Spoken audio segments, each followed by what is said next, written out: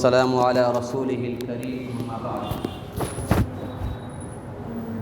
أعوذ بالله من الشيطان الرجيم بسم الله الرحمن الرحيم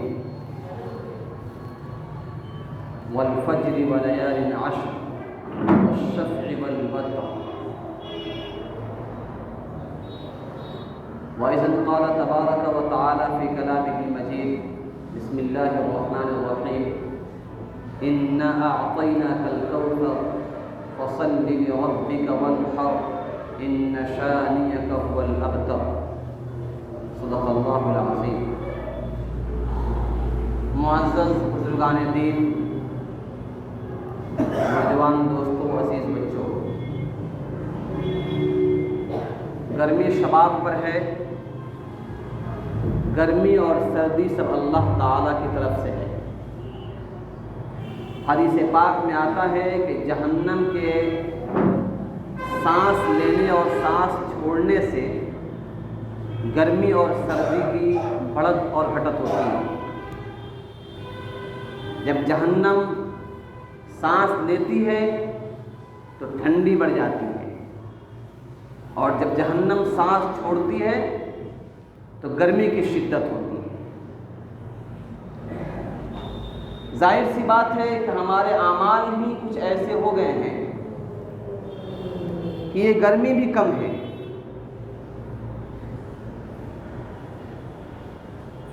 لیکن اللہ غفور الرحیم ہے. ہمیں ہر وقت یہ خیال رہنا چاہیے کہ اس رب کریم سے توبہ و استغفار کے ذریعے سے عافیت طلب کی جائے. اللہ تعالی ہم سب کو عافیت والی زندگی نصیب فرمائے.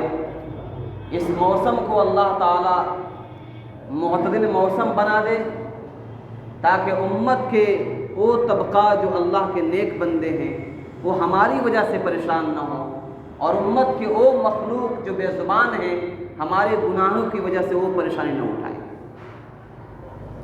اس وقت جو مہینہ چل رہا ہے یہ ذی الحج کا مہینہ ہے.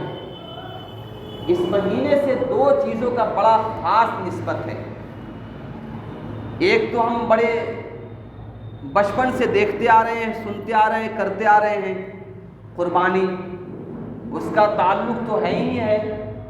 اس کے ساتھ ایک بڑے رکن جس کو ہم حج کہتے ہیں، حج کا بھی تعلق اسی مہینے سے ہے. یہ دو عبادتیں ایسی عبادت ہے کہ اس مہینے کے علاوہ انسان کسی اور وقت میں کر ہی نہیں سکتا ہے. اگر کوئی آدمی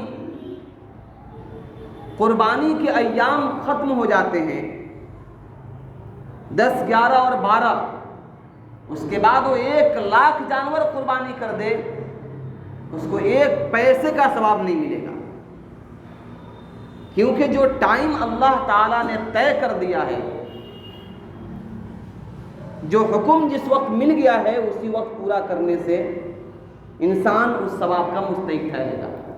اسی طرح سے حج کی جو ایام ہیں 8 ذی الحج سے لے کر 12 ذی الحج تک، ایام حج 5 ہیں. ان 5 دنوں کے بعد کوئی حج نہیں کر سکتا ہے. وہی 5 ایام ہیں جن میں حج کے ارکان پورے کیے جاتے ہیں. میرے محترم بزرگوں اور دوستوں، دونوں عبادات اللہ رب العزت کے نزدیک انتہائی مقبول ہیں اور پسندیدہ عمل ہے. اعمال 2 طرح کے ہیں. ایک اعمال ہے جس کا تعلق صرف بدن سے ہے، اور ایک اعمال وہ ہے جس کا تعلق صرف پیسے سے ہے. اور کچھ اعمال ایسے ہیں جس کا تعلق پیسے سے بھی ہے اور بدن سے بھی ہے. جو اعمال صرف بدن سے تعلق رکھتے ہیں، جیسے نماز ہے، اس میں پیسہ کچھ خرچ نہیں ہوتا، نماز پڑھنا ہے. روزہ رکھنا ہے، پیسے کچھ خرچ نہیں ہوتے، بدن سے روزہ رکھنا ہے. جسم کو بھوکا رکھنا ہے، روح کو پاکیزہ کرنا ہے. زکوٰۃ کا عمل ہے، وہ صرف مال سے تعلق رکھتا ہے، بدن سے تعلق نہیں ہے. مال ہے، مال نصاب کے مقدار ہے تو آپ زکوٰۃ نکال دیجیے. حج کا، قربانی کا تعلق بھی ویسے ہی ہے. لیکن حج ایک ایسا عمل ہے جس میں پیسے کا بھی تعلق ہے اور بدن کا بھی تعلق ہے. جس طرح سے انسان اپنے پیسے کو خرچ کرتا ہے، اسی طرح سے 5 دنوں میں وہاں پر تھکا دینے والے اعمال کرنے پڑتے ہیں۔ منا کے میدان میں جانا ہے، عرفات آنا ہے، مزدلفہ جانا ہے، جبل رحمت پہ جانا ہے، پھر طواف کرنا ہے، سعی کرنا ہے۔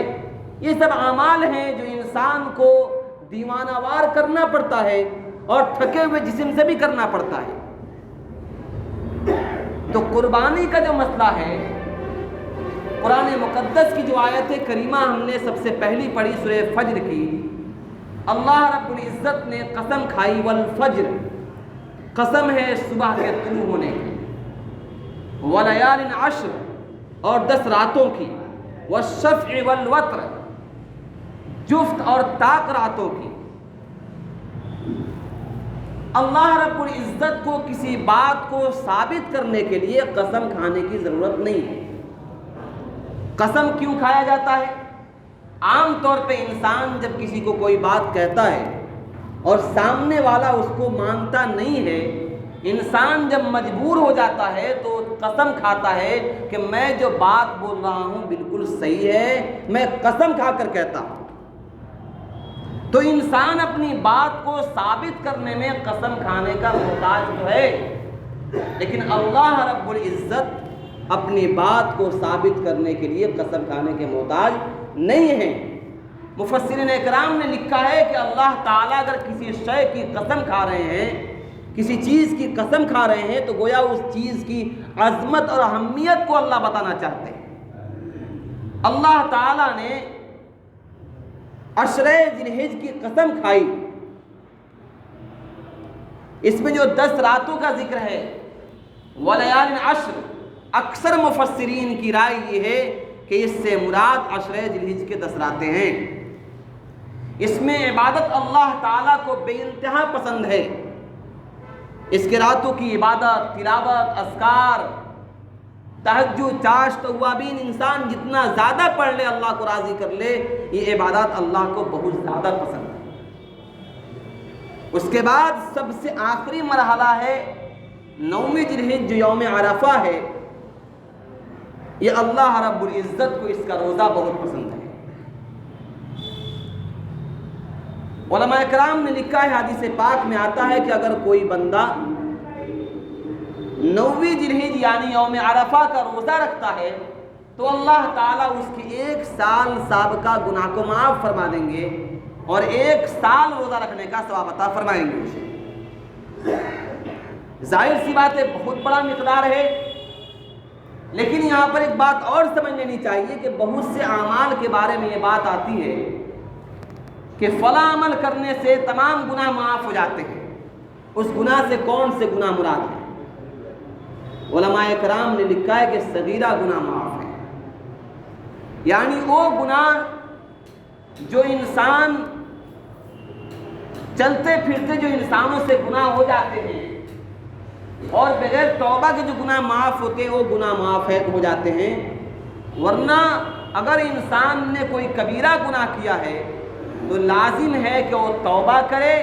کسی کا مال ہڑپ لیا ہے، کسی کا حق دبا لیا ہے، کسی پہ ظلم کر دیا ہے، کسی کی غیبت کر لی ہے اور یہ سمجھے کہ میں یوم عرفہ کو روزہ رکھ لوں گا تو اس کا حق بھی ادا ہو جائے گا، کسی پر ظلم کیا وہ معاف بھی ہو جائے گا، تو یہ ایسا کبھی نہیں ہو سکتا ہے، بلکہ حق والے کا حق ادا کرنا ہوگا اور آپ کو اپنے گناہوں سے توبہ کرنا ہوگا۔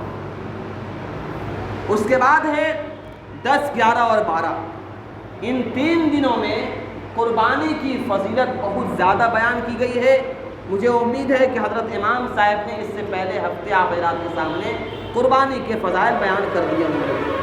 سرسری طور پر 2 چند باتیں میں بول دیتا ہوں۔ حدیث پاک میں آتا ہے کہ نبی علیہ السلام نے ارشاد فرمایا کہ ایام قربانی میں خون بہانے سے زیادہ اللہ تعالیٰ کو کوئی عمل پسند نہیں ہے۔ بعض لوگ کہتے ہیں، آج کل کے ماڈرن تعلیم یافتہ نوجوان بڑی آسانی سے کہہ لیتے ہیں کہ قربانی کے دنوں میں اربوں کھربوں روپے مسلمان پانی کی طرح بہا دیتے ہیں، نالیوں میں خون بہہ جاتا ہے۔ اگر یہ پیسے اکٹھا کر لیتے اور اس پیسے سے ہم کسی غریب کی مدد کر دیتے کوئی بڑا اسکول کھول دیتے، کوئی بڑا ہاسپٹل بنا لیتے تو کیا اچھا ہوتا۔ ان سے سوال یہ کیا جائے، پھر کوئی نمازی یہ کہہ دے کہ ظہر کے وقت میں ہم نماز نہ پڑھ کے کسی مریض کی عیادت کر لیتے، کسی بیمار کی بیمار پرسی کرنے چلے جاتے تو کیا اچھا ہوتا؟ تو کیا کسی کی عقل قبول کرے گا اس کو؟ میرے بھائیوں، اصل چیز ہے بندگی۔ بندگی کیا ہے؟ بندگی یہ ہے کہ اللہ رب العزت کا جو حکم ہے اور جس وقت میں حکم ہے اسی وقت میں اسی طرح کرنا، یہی اصل بندگی ہے۔ اپنے عقل کو کھٹانا اور اپنے عقل کے اعتبار سے کام کرنا یہ بندگی نہیں ہے، یہ نفسانی خواہشات کی اتباع ہے، اور نفسانی خواہشات کی اتباع سے انسان اللہ کا مقبول بندہ کبھی نہیں بن سکتا ہے۔ آپ کو اور کسی چیز میں یہ بات خیال کیوں نہیں آتا کہ ہزاروں لاکھوں مسلمان اپنی بچیوں کی شادی میں بیزا کروڑوں کروڑ خرچ کر رہے ہیں؟ کاش وہ پیسے جمع کر کے کوئی اچھا اسکول بنا لیا جاتا اور ہم مسجدوں میں نکاح پڑھا کے اپنی بچیوں کا شادی کر لیتے۔ اس کے لیے کوئی آواز نہیں اٹھاتا ہے۔ قربانی کے ایام میں بعض لوگ کہتے ہیں جیو ہتیا جائز نہیں ہے، جیو ہتیا بڑا جرم ہے۔ سوال یہ کس مذہب میں جیو ہتیا نہیں ہے؟ 1,24,000 کم و بیش پیغمبر آئے، ایک روایت کے اعتبار سے 2,24,000 پیغمبر آئے۔ اللہ جانے، اللہ کو معلوم ہے کتنے پیغمبر آئے۔ ہر پیغمبر کے زمانے میں کسی نہ کسی شکل میں قربانی کا حکم تھا۔ قرآن مقدس کے آیات اس پر گواہ ہیں۔ سب سے پہلے آدم علیہ السلام کے بیٹوں کو اللہ رب العزت نے قربانی کا حکم دیا تھا۔ حابیل اور قابیل کا واقعہ مذکور ہے۔ ایک بھائی نے قربانی کی، اللہ نے اس کی قربانی قبول فرما لی، دوسرے بھائی کو اس سے حسد ہوئی، اور پھر قتل و غارت کا وہ نظام جو شروع ہوا، قیامت تک یہ نظام چلتا رہے اور قاتل کے اوپر اس کی ذمہ داری جاتی رہے گی۔ اگر ہر مذہب میں ہر کسی نہ کسی شکل میں قربانی کا نظام ہے۔ دوسری بات یہ ہے کہ جہاں تک جیو ہتیا کی بات ہے، بہت لوگ بولتے ہیں ویجیٹیرین ہو جائیں گے، شاکاہاری ہو جائیں گے، کچھ بھی نہیں کھائیں گے، تو ان کو پانی بھی نہیں پینا چاہیے، کیونکہ میڈیکل سائنس کے اعتبار سے ایک گلاس پانی کے اندر ہزاروں نہیں، لاکھوں نہیں، کروڑوں بیکٹیریا ہوتے ہیں جس کے اندر جان ہوتے ہیں۔ ایک مچھر کا بھی جان ہوتا ہے، ایک مکھی کو بھی جان ہوتی ہے، ایک انسان کو بھی جان ہوتا ہے، ایک چیٹی کو بھی جان ہوتی ہے۔ اگر جیو ہتیا کی بات ہے تو ہر گلاس پانی میں ہم کروڑوں جیو ہتیا کر رہے ہیں، تو ہمیں پانی پینا بھی چھوڑ دینا چاہیے۔ میرے بھائیوں، یہ نیچر کے خلاف ہے، قدرت کے نظام کے خلاف ہے۔ جس خدا نے ہم کو پیدا کیا، جس خدا نے ہم کو بنایا، اسی خدا نے قربانی کا نظام بھی بنایا ہے، اسی خدا نے اس کو لازم کیا ہے، تو اس کے حکموں کو ماننا ہی اصل چیز ہے، اور اس کے حکموں کی تابعداری ہی اصل چیز ہے۔ اس لیے یہ اگر کوئی کہتا ہے کہ جیو ہتیا صحیح نہیں ہے تو اس کی سراسر بے وقوفی ہے، اس کو اور پڑھنا چاہیے، اس کے علم کی کمی ہے، اس لیے یہ بول رہا ہے۔ الغرض قربانی کے دنوں میں بہت زیادہ قربانی انسان کو کرنی چاہیے، اور ایک گھر میں کئی آدمی پر قربانی فرض ہو سکتے ہیں۔ ایک نظام چلا آتا ہے شروع سے کہ گارجین کے نام سے کر دیا، بس بات ختم۔ اگر بیوی صاحب نصاب ہے، بھائی صاحب نصاب ہے، باپ صاحب نصاب ہے، والدہ صاحب نصاب ہے، ان تمام لوگوں پر قربانی فرض واجب ہے، ان کو قربانی کرنا چاہیے۔ اگر نہیں کرتے ہیں تو ایک حدیث پاک میں آتا ہے، ہمارے نبی نے فرمایا کہ ہمارے عیدگاہ کے قریب وہ لوگ نہ آئیں جو قربانی نہیں کرتے ہیں۔ رحمت للعالمین، جو سارے جہاں سے سب سے زیادہ رحم و کرم کرنے والے نبی ہیں، وہ اتنا سخت جملہ فرماتے ہیں کہ اللہ تعالیٰ نے جن کو قربانی کرنے کی حیثیت دی اور وہ قربانی نہ کرتے ہیں تو ہمارے عیدگاہ کے قریب بھی نہ آئے وہ لوگ۔ اس لیے میرے بھائیوں بڑھ چڑھ کر حصہ لینا چاہیے اور اللہ تعالیٰ کے نام پر قربانی کرنا چاہیے۔ سوال یہ قربانی کیوں ہے؟ تو سب سے پہلی بات یہ ہے کہ اللہ تعالیٰ کا حکم اس لیے ہے۔ دوسری بات یہ ہے کہ ان اللہ اشتری من المؤمنین انفسهم واموالهم بان لهم الجنہ، اللہ تعالیٰ نے مومنین سے ان کے جان و مال کو جنت کے عوض میں خرید لیا ہے۔ گویا کہ ہمارا جان اور ہمارا مال اللہ تعالیٰ کی طرف سے امانت ہمارے پاس ہے، اور امانت کا حال یہ ہے کہ امین نے جس طور پر آپ کو امانت دیا ہے اسی کے حکم کے مطابق اس کو خرچ کرنا ہے۔ میں نے ایک سامان آپ کے پاس رکھ دیا، میں نے 5 لاکھ روپے کسی آدمی کو دے دیا کہ یہ میری امانت ہے، آپ رکھیں اس کو، میں جہاں بولوں گا وہاں خرچ کریں گے۔ میں اگر اس کو فون کرتا ہوں سامنے والے کو کہ 1 لاکھ روپیہ آپ عبدالمجید صاحب کو دے دیجئے، وہ کہتا میں نہیں دوں گا، تو اس کو امانت میں خیانت کرنے والا کہیں گے۔ کیوں؟ اس لیے کہ میں رکھا ہوں، میں اس کا مالک کو جو میں حکم کرتا ہوں اس کو کرنا چاہیے۔ اسی طرح اللہ تعالیٰ نے ہمارے مال اور ہماری جان کو اللہ نے خرید لیا ہم سے اور ہمارے پاس بطور امانت دے دیا ہے۔ اللہ کہتے ہیں حج تم پر فرض حج کرو، اب یہ امانت کو حج میں خرچ کرنا ہماری ذمہ داری ہے ورنہ ہم خائن ہوں گے۔ قربانی کا مسئلہ آ گیا، قربانی کے ایام آ گئے، پیسے ہیں، قربانی کرنا ہماری ذمہ داری ہے، اگر نہیں کرتے ہیں تو ہم امانت میں خیانت کرنے والے ہیں۔ اس لیے میرے بھائیوں، یہ جان اور یہ مال ہمارا نہیں ہے، یہ اللہ رب العزت کا ہے، اللہ نے ہمارے ذمے امانت رکھ دیا ہے۔ اس کے علاوہ حج کا مسئلہ، ان ایام سے تعلق بہت ہی خاص حج کا ہے۔ حج کے مسئلے میں ہمارے بہار والوں کی اتنی کوتاہی ہے کہ اللہ معاف کرے۔ ہندوستان کا ایک ہی اسٹیٹ ایسا اسٹیٹ ہے جس کا کوٹا ہر سال خالی رہ جاتا ہے۔ ہر اسٹیٹ والے کے لیے قرآن اندازی کیا جاتا ہے، جس کا نام اس میں پاس ہوتا ہے وہیں جاتے ہیں، باقی لوگ چھٹ جاتے ہیں۔ بہار والوں کا افسوس یہ ہے کہ ان کی قرآن اندازی کی نوبت بہت کم آتی ہے، اکثر سیٹ خالی رہ جاتے ہیں۔ وجہ کیا ہے؟ ایک عام مزاج ہے، سارے کام سے فارغ ہو لیں گے، بچوں کی شادیاں ہو جائیں گی، سب بچے اپنے کام پہ لگ جائیں گے، میں جب ریٹائر ہو جاؤں گا، ویل چیئر پہ آ جاؤں گا، تب حج کو جاؤں گا، تاکہ آنے کے بعد میں کچھ نہیں کروں گا، نہ کسی لائق رہوں گا نہ کچھ کروں گا۔ یہ انتہائی ناسمجھی کی بات ہے، بلکہ حج جو ہے ایک امام شافعی رحمۃ اللہ علیہ کے نزدیک حج فی الفور فرض ہے۔ مان لیجیے کہ 2024 میں ایک آدمی مالدار ہوا، 4 لاکھ روپے کا مالک ہو گیا، 4 یا 5 لاکھ، جس کی وجہ سے اس پر حج فرض ہو گیا۔ بعض ائمہ کہتے ہیں کہ اس کو 2024 میں اگر حج کے ایام آنے سے پہلے پیسے آ گئے ہیں تو 24 میں حج کرنا اس پر فرض ہوگا، اگر بعد میں کرتا ہے تو حج قضا ہو جائے گا۔ یہ تو مہربانی امام ابو حنیفہ رحمۃ اللہ علیہ کی، انہوں نے کہا کہ حج انسان زندگی میں جب بھی کر لے اس کا فرض ہی ادا ہوگا، وہ قضا نہیں ہوتا ہے، ادا ہو جائے گا۔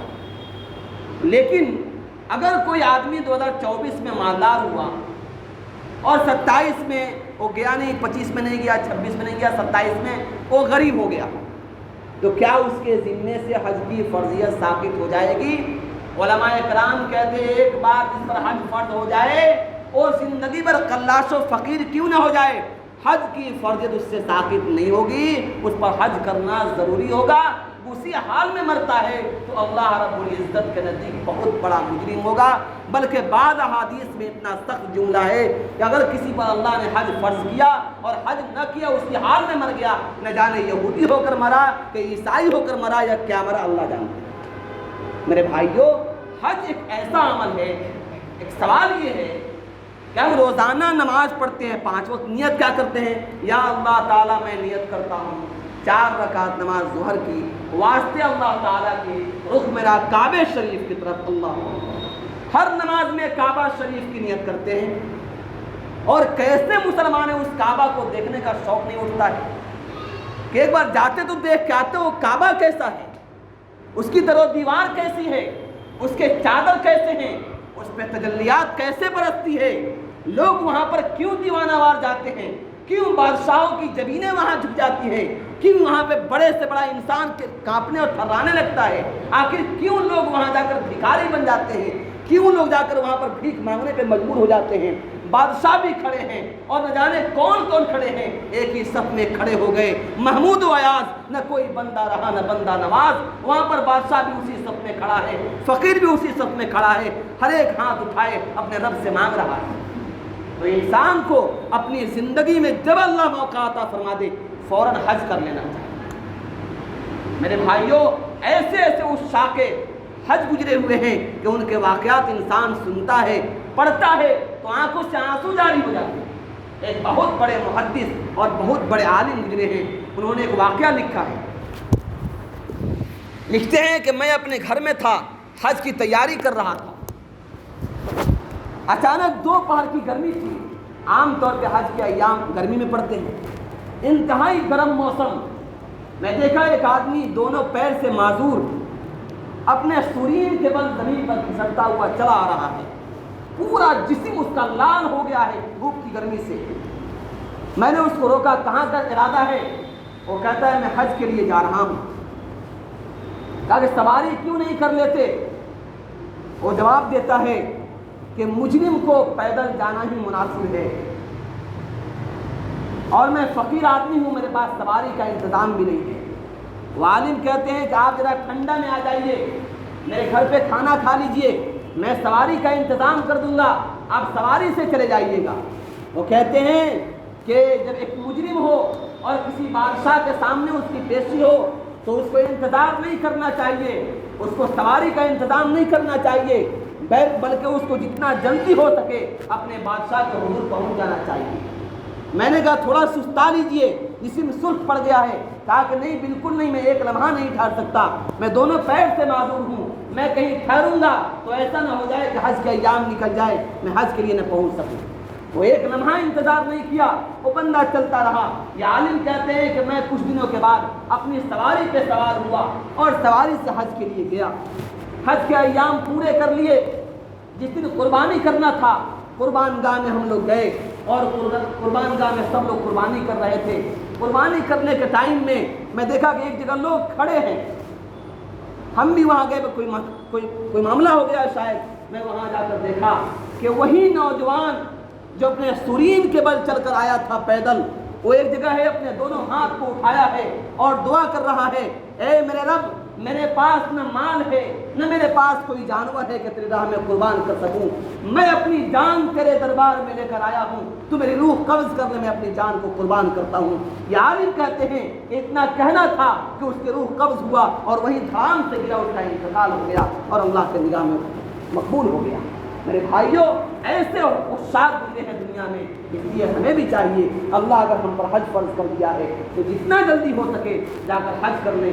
اپنے بچوں کو بھی ان چیزوں کی خواہش پوری کریں، ان چیزوں میں ان کا تڑپ پیدا کریں۔ یہ کب ہوگی؟ ان کے اندر علم آئے گا، دینی تعلیم ہوگا تو بچے بھی ہماری ان چیزوں کو سنیں گے تو سمجھیں گے اور دلچسپی ان کی پیدا ہوگی۔ اللہ تعالیٰ سے دعا ہے کہ اللہ تبارک و تعالیٰ قربانی کے ایام کو بھی، حج کے بھی ایام کو بھی اللہ بآسانی مکمل فرمائے، حجاج کرام کے حجوں کو قبول، مقبول و مبرور فرمائے، ان کی دعاؤں میں ہمارا حصہ فرمائے۔ وآخر دعوانا الحمدللہ رب العالمین۔ یہ سنت باقی پر